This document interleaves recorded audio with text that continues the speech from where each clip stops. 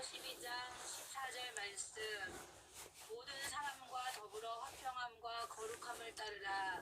이것이 없이는 아무도 주를 보지 못하리라. 아멘. 아멘. 감사합니다. 감사합니다. 네, 하나님의 말씀이 선포되면 우리가 아멘으로 답하면 너무 좋죠. 네. 자, 오늘 선포된 본문 말씀에 의해서 성령의 열매 시리즈 네 번째 시간으로서 화평이라는 제목으로 이안드레 목사님께서 말씀 선포해 주시고 기도 부탁드립니다. 네, 목사님 부탁드립니다. 아버지 감사합니다. 오늘도 함께 모였습니다. 기도하려고 모였습니다. 기적을 맛보려고 모였습니다. 응답받고 서로의 무거운 짐을 나눠주려고 모였습니다. 오늘 응답되는 기쁨을 맛보게 하시고 기적을 맛봐 기쁨을 나눌 수 있는 우리 모두가 되게 도와주십시오. 먼저 말씀을 나눌 때 피차 은혜 받도록 성령께서 감동해 주시고 또 부족한 종의 입술을 주관하셔서 함께 은혜를 나누고 또 합심하여 기도하도록 하나님 역사해 주십시오. 예수님의 이름으로 감사하며 기도 올려옵나이다. 아멘.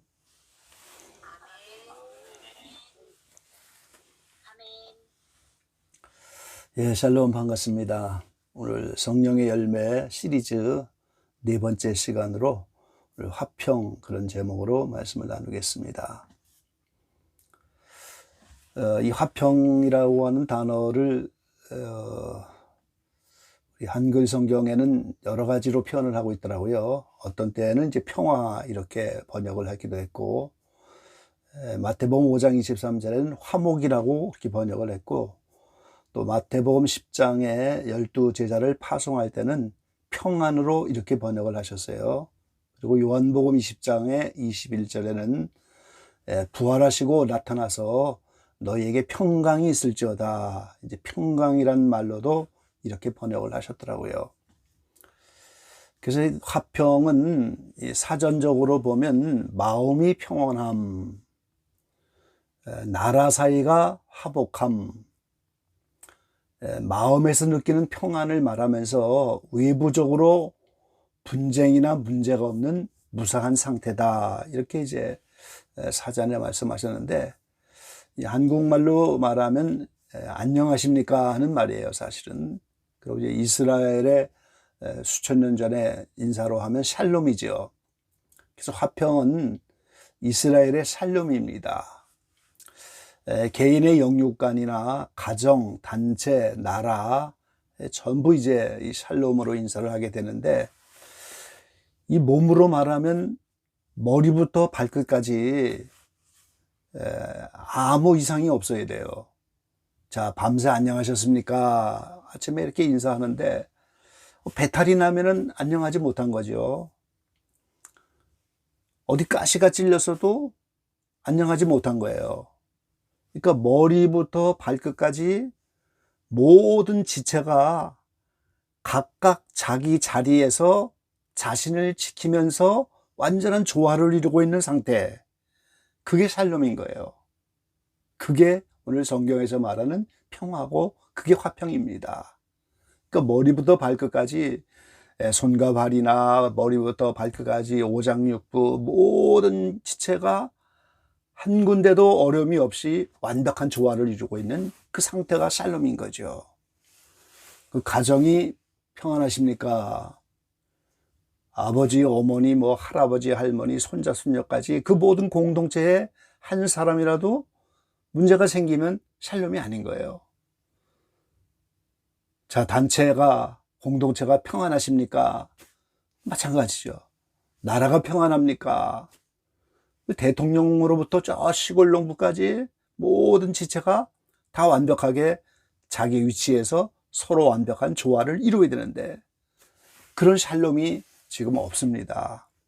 다 이제 몸도 어딘가가 이제 불편할 수밖에 없고, 정신적으로도 그렇고, 가정이나 단체나 공동체나 나라나 그런 샬롬의 상태가 없는 거죠. 그래서 예수님이 오늘 이 세상이 줄 수 없는 평안을 너에게 준다고 우리에게 말씀하고 있는 거예요. 자, 먼저 화평, 이 샬롬은 예수님의 명령이십니다. 마태복음 10장 12절로 13절에 보면은 12제자를 파송하시면서 또 그 집에 들어가면서 평안하기를 빌라. 그 집이 이에 합당하면 너의 빈 평안이 거기 임할 것이요 만일 합당치 아니하면 그 평안이 너희에게 돌아올 것이니라. 이 12제자를 파송하시면서 평화의 사도로 파송하시면서 합당한 자를 찾아내서 들어가면서 평안을 빌어라. 그 빈 평안이 합당하면 임하는 것이고 합당치 아니하면 너희에게 돌아갈 것이다. 오늘 이게 중보기도의 대원칙입니다, 여러분. 우리 기적의 방에서 지금 서로를 위해서 많은 기도 제목을 갖고 기도하는데 그게 합당해서 거기 임하면 얼마나 좋겠어요, 우리가. 또 하나님의 때가 안 돼서 합당치 못한다 할지라도 그 기도가 없어지는 것이 아니고 그 진솔한 마음으로 평안을 빌고 평안을 빌었던 그 평안을 빈 사람에게 돌아가는 거예요. 이게 제일 수지 맞는 기도가 중보기도인 겁니다, 여러분. 그래서 기적의 방의 기도가 우리가 수지를 맞는 거예요. 서로를 위해서 기도할 때 합당하여 거기에 응답이 나타나면 얼마나 기뻐요. 때가 아직 이르지 않아서 합당치 않고 아직 응답이 안 돼도 그것이 기도한 사람에게 돌아간단 말이죠. 그러니까 중보기도는 없어지는 게 아니에요. 큰 빌딩에 우체통에 가보면 주인 없는 편지가 막 그냥 우체통 사방에 이렇게 쌓이잖아요. 뭐 이사 간 사람도 있고 뭐 어떻게 되고 편지도. 우리의 기도가 다 하나님 앞에 상달되는 게 아니고 어떤 거는 주인에게 가지 못하고 전달되지 못한 편지처럼 이렇게 떨어지는 기도도 있는데 중보기도는 떨어지는 일이 없다 그 말이죠. 반드시 오늘 누군가에 임하게 되는 게 중보기도의 원칙이고 우리가 본 평안의 원리입니다. 그리고 이제 이 화목은 또 예수님의 명령이기도 하죠. 마태복음 5장 23절로 24절에 보면 그러므로 예물을 제단에 드리다가 거기서 내 형제에게 원망 들을 만한 일이 있는 줄 생각나거든 예물을 제단 앞에 두고 먼저 가서 형제와 화목하고 그 후에 와서 예물을 드리라 그랬어요. 자, 예물을 제단 앞에 둔다는 건 제사 드리는 거고 예배 드리는 거예요, 지금. 하나님 앞에 나와서 제사 드리고 예배하고 그 전에 먼저 형제하고 화목하고 와서 예물을 드려라 그랬어요. 그러니까 오늘 우리가 예배 자리에 나가고 중보기도의 자리에 나갈 때 먼저 누구와가 화목하지 못한 마음이 있으면 그걸 풀고 들어와야 되는 거예요. 그래야 오늘 우리가 하나님 앞에 중보기도도 하고 하나님 앞에 제물도 드리고 예배 드리는 거지요. 그러니까 중보기도 자리에 나온다는 그 의미 자체가 이미 형제와 화목하면서 이 말씀을 지키는 삶이 저절로 준비가 되어가는 게 이 중보기도의 원리고 우리가 이 기도에 나오는 자세 원리인 거죠. 어느 수도원에서 형제들이 싸움이 일어났는데 뭐 수도원이라고 해서 사람 사는 데인데 문제가 없겠습니까? 이제 다툼이 일어났는데 이 저녁 때가 다 돼서 해가 뉘엿뉘엿 넘어가니까 형제 하나가 소리를 지른 거예요. 형제여, 해가 넘어갑니까? 해가 넘어갑니다. 해가 넘어가도록 불을 품지 말라고 성경에 말씀하셨잖아요. 그리고 저녁 시간이 되면 또 매일 저녁마다 하나님께 예배하는 성물과가 있단 말이죠. 저녁 기도회가 있는 거예요, 지금. 꼭 우리가 해가 지는데 지금까지 불을 품고 있으면 어떻게 그 성물일도에 임하고 어떻게 저녁 예배에 나갈 수가 있습니까? 그 말이거든요. 그러니까 오늘 우리가 먼저 모든 하나님의 자리, 예배 자리, 제물을 드리는 자리, 중보기도의 자리, 이 모든 것에 먼저 형제와 화목하고 예물을 드리라. 그래서 우리가 개인적으로 기도할 때도 먼저 회개할 필요가 있는 게 그거예요, 지금. 깨끗한 마음으로 회개할 거 회개하고 형제와 화목할 거 화목하고 그리고 기도해야 되는 거지요. 자, 이 화평한 것은 간단한 신앙의 경지가 아닙니다. 오늘 본문에 이제 딱 한 절 말씀인데, 거룩함과 합당함이 없이는 주를 볼 자가 없다고, 하나님을 볼 수가 없다는 거예요. 그러니까 이 화평을 이루지 않으면 우리가 하나님 앞에 설 수가 없는 거예요. 이대로 막 믿다가 원수 지고 이렇게 살다가 죽어서 바로 하나님 앞에 서는 게 아니고, 화평하지 않으면 주를 볼 수가 없다고. 그래서 마태복음 5장 9절에 보면, 화평케 하는 자는 복이 있나니 저희가 하나님의 아들이라 일컬음을 받을 것이미요, 그랬어요. 자, 우리가 마태복음 5장 1절로 12절에 팔복인데, 이거를 우리가 8단 진복이라고 하죠. 8개의 계단이다, 그 말이에요. 진짜 복을 받는 8개 계단. 근데 화평케 하는 자가 7번째 계단이에요. 자, 이 8단 진복이 단순한 팔복이 아니고 천국에 이르는 8개의 계단인데, 첫 번째 계단이 뭡니까? 심령이 가난한 자는 복이 있나니 천국이 저의 것임이요, 그랬잖아요. 그럼 천국을 이미 소유했으면 끝인데, 8번째 계단에 올라가서 또다시 의를 위하여 핍박을 받는 자는 복이 있나니 천국이 저의 것임이요, 그랬어요. 이미 첫 번째 심령이 가난할 때 천국을 얻는 복을 받았는데, 8번째 가서 다시 의를 위하여 핍박을 받는 자가 복이 있는데 천국이 저의 것이며, 그랬어요. 그 우리가 알아야 되죠. 예수 믿고 성령이 임해서 하나님의 자녀가 됐지만 그거는 계약이라는 거예요. 계약. 자, 이제 우리가 이제 이 마지막 때 우리가 함께 공동체를 하고 좀 신앙생활 잘하고 해서 누군가가 이제 샬롯으로 이사를 가려고 하는데, 그 샬롯에다가 가서 집을 계약했어요. 계약하는 순간에 그 집에 대한 소유권이 있는 거잖아요. 근데 중요한 건 뭡니까? 나머지 중도금이나 잔금을 치르고 실제 그 집에 들어가서 살아, 입주돼야 그게 내 소유가 되고 내 것으로 만족을 얻는 거예요. 마찬가지입니다. 우리가 심령이 가난하여 성령이 와서 천국을 소유했지만 이거는 하나님이 장차 천국을 주는 하나의 계약이라는 거예요. 계약. 보증해 준다는 거예요, 지금. 그래서 이 8개의 계단을 다 올라가야 입주가 되어서 의를 위하여 핍박을 받는 8번째 계단에 가야 천국이 저의 것입니다. 이렇게 오늘 주님 말씀하신 거지요. 그래서 마태복음 5장 1절에서 12절까지 8단 진복을 말하고 나머지 산상수호는 전부 이 팔복에 이르는 그거를 해설한 이야기입니다. 그러기 위해서 오늘 원수까지도 사랑해야 된다, 뭐 수많은 말씀을 하잖아요. 하나님이 완전한 것처럼 너희도 완전해야 된다. 이렇게 다 8개의 계단에 올라가는 그 과정을 말씀하는 거예요. 그래서 이 팔복 가운데 7번째 단계에 가야 화평케 하는 자가 복이 있는데 저희가 하나님의 아들이라 일컬음을 받을 것이며, 그랬어요. 예수 믿는 순간에 하나님의 자녀가 되는 권세를 계약하듯이 오늘 주었지만 그건 보증하는 거예요.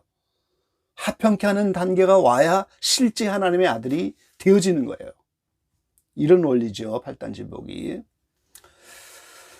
자, 계시록 21장 7절에 보면은 새 예루살렘과 새 하늘 새 땅이 나타날 때 이기는 자는 이것들을 유업으로 얻으리라. 나는 저의 하나님이 되고 그는 내 아들이 되리라, 그랬어요. 자, 이기는 자가 뭡니까? 이 싸움의 대상이 있다는 거잖아요.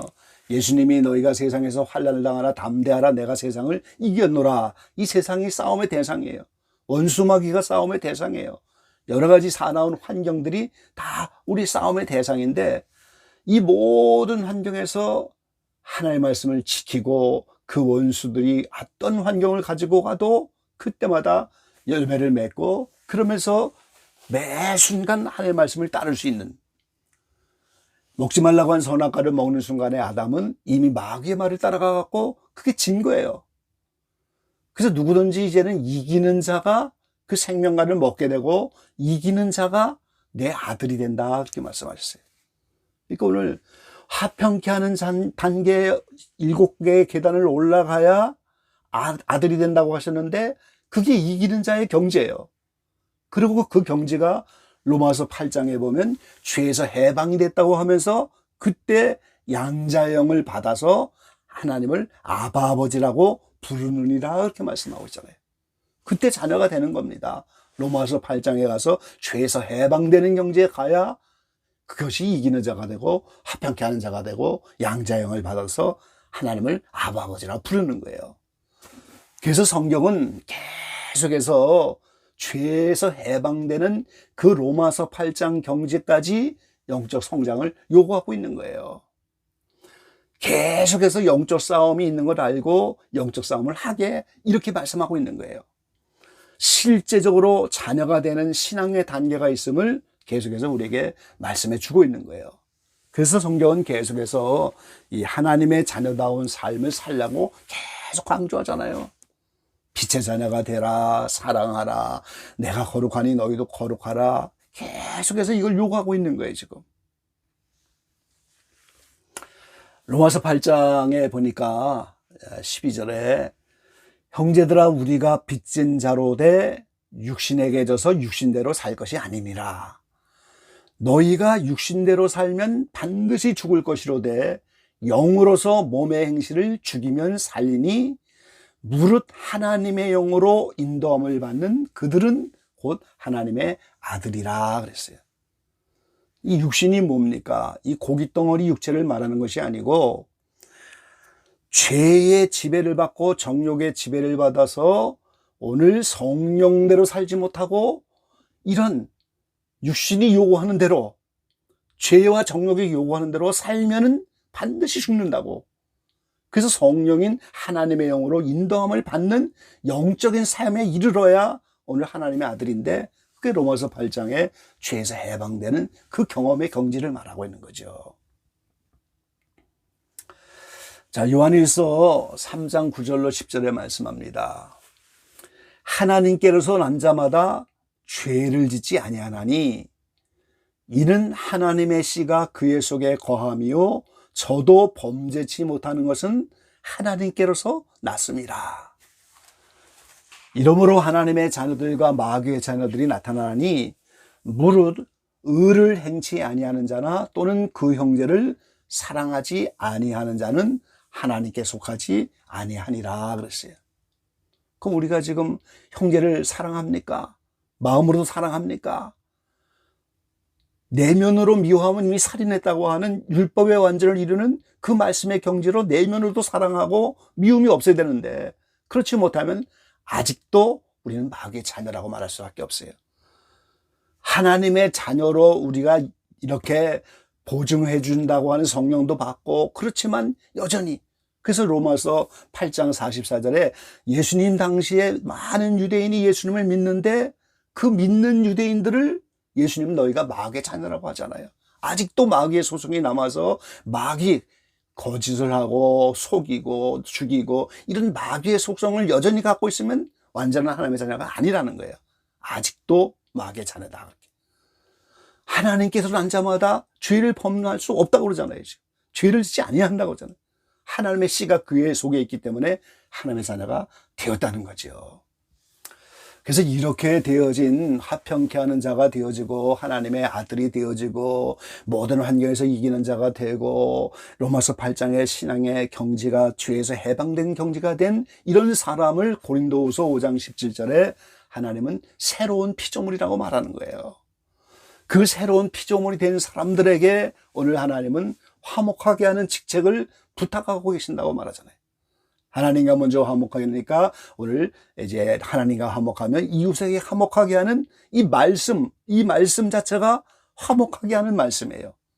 그래서 그런 새로운 피조물이 된 주의 제자들 너희는 그리스도의 사신이 되어 이렇게. 자, 예수님은 우리 위해서 속죄제물로 이 땅에 오셨다가 십자가를 지고 죽으시고 부활 승천하시고 이렇게 된 제자, 이런 영적인 상태의 사람들을 그리스도의 사신이 되어 전권 대사죠. 자, 대한민국에서 누군가가 대사를 파견하면 대통령의 모든 권세와 능력을 다 위임하는 거잖아요, 지금. 그건 마찬가지예요, 우리가. 이렇게 새로운 피조물로 이런 영적 상태에 이르러야 예수 그리스도의 전권 대사가 돼서 그 권세와 능력을 가지고 나가서 화목하게 하는 직책을, 화목하게 하는 말씀을 가지고 감당하게 되는 거예요. 먼저는 예수님이 우리의 화목의 제목이 되시지 않았습니까? 하나님과 사람 사이에 화목하고 사람과 사람 사이에 화목하게 하는 화목의 제물로 죽으셨는데, 이런 예수님을 따라 자신의 십자가를 다 지고 예수님처럼 겟세마네를 지나서 예수님처럼 자아가 다 죽고 십자가 달려 죽는 그때 참된 제자가 되어서 이 화목케 하는 직책을 예수님부터 받는 겁니다. 오늘 히브리서 12장 14절 단 한 절의 말씀이지만 모든 사람이라고 그랬어요. 내가 좋아하는 사람과만 화평한 게 아니에요. 모든 사람이에요. 원수들까지라도 모든 사람으로 더불어 화평함과 거룩함을 쫓으라. 이것이 없이는 아무도 주를 보지 못하리라 그랬어요. 이런 화평의 원리를 깨달아서 오늘 기적예방의 모든 지체들이 어떤 환경 속에서도 12 사도처럼 그들을 위해서 평안을 빌고 그 평안이 거기에 임하기를 기도하고, 아니면 우리에게 그 평안이 임할 것이고, 이렇게 오늘 우리가 모든 사람에게 진솔한 마음으로 미워하는 마음도 없이 염려 걱정하는 마음도 없이 평안의 마음을 가지고 이 화목케 하는 직책, 예수님과 같은 그 직책, 이거를 전수받은 그리스도의 대사처럼 이런 권세와 능력을 가지고 화목케 하는 이 직책을 감당해낼 수 있는 그런 기적교양의 모든 지체가 다 되시기를 주의 이름으로 간절히 축원합니다. 아멘. 아멘. 감사합니다, 목사님. 아멘.